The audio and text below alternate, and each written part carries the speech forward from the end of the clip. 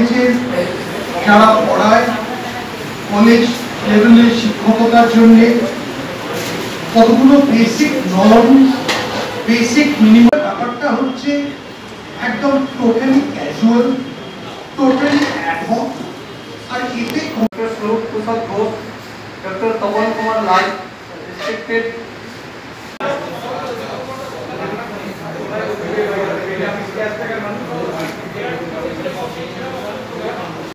কালকে পাঞ্জাব এবং হরিয়ানা এবং পশ্চিম উত্তরপ্রদেশে কত কত বড় কৃষক সংগঠনের উদ্যোগে একটি ভারত বন্ধ ডাকা হয়েছে।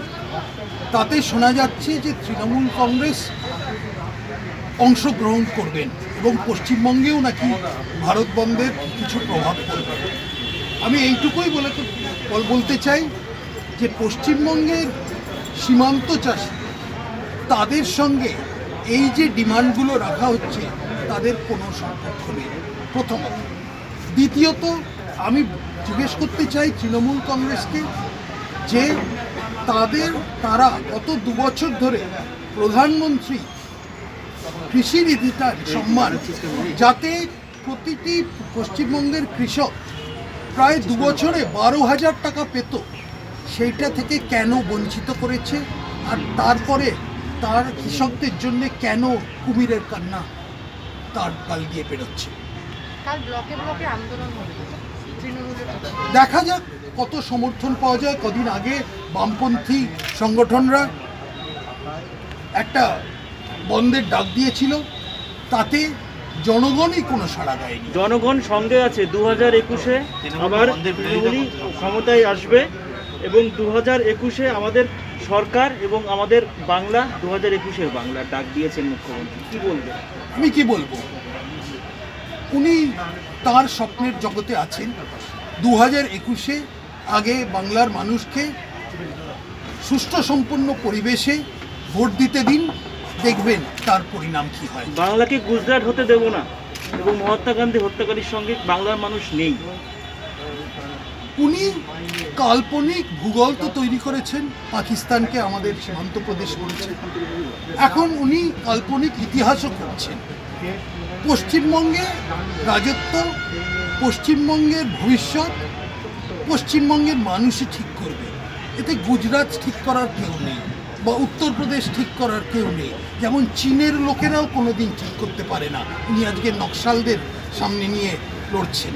বিজেপি যুব মোর্চার ডাকে উত্তরকন্যা ডাক দেওয়া হয়েছে, সেখানে ইতিমধ্যে ধস্তাধস্তি শুরু হয়েছে, পুলিশের সঙ্গে খণ্ডযুদ্ধ শুরু হয়েছে। কি বলবেন? দেখুন, শান্তিপূর্ণ বিক্ষোভ এবং শান্তিপূর্ণ প্রদর্শনের ওপরে তৃণমূল সরকার যে ধরনের প্রশাসন এবং পুলিশ চালাচ্ছে সেটা নিন্দনীয়।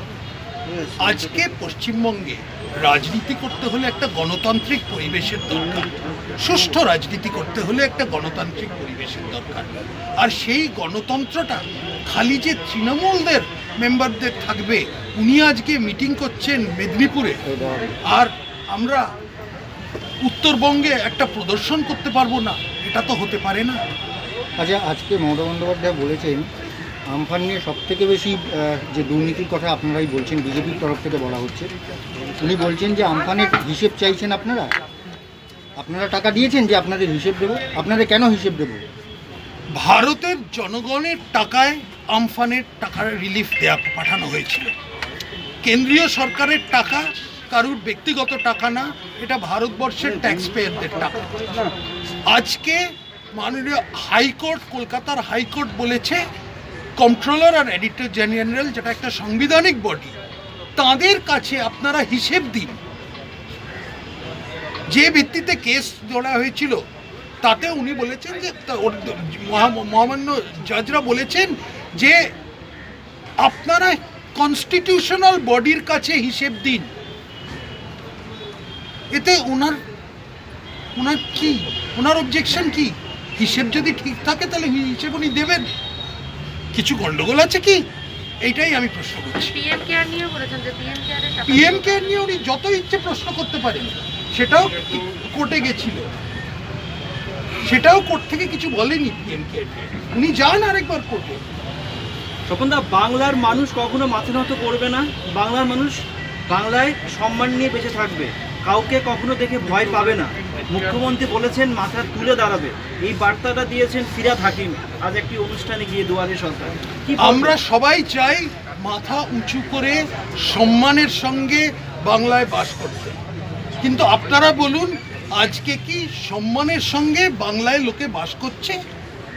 না একটা আজকে বাংলাকে আপনি একটা হাস্যকর অবস্থায় নিয়ে আসতে চাইছেন। এই প্রশ্নটি উনি উত্তর দিন আগে, যে বাংলাকে সম্মানে সোনার বাংলা করতে হলে কি কি পদক্ষেপ নেওয়া উচিত, সেই পদক্ষেপ কি তৃণমূল কংগ্রেস করছে? না আজকে একটা তোলাবাজির রাজ, যেখানে লোকে গ্রামে গ্রামে বলছে চাল চোর সরকার, এটা কি কোনো সম্মান হলো? শুভেন্দু অধিকারী আজকে বিকেল আরে শুভেন্দু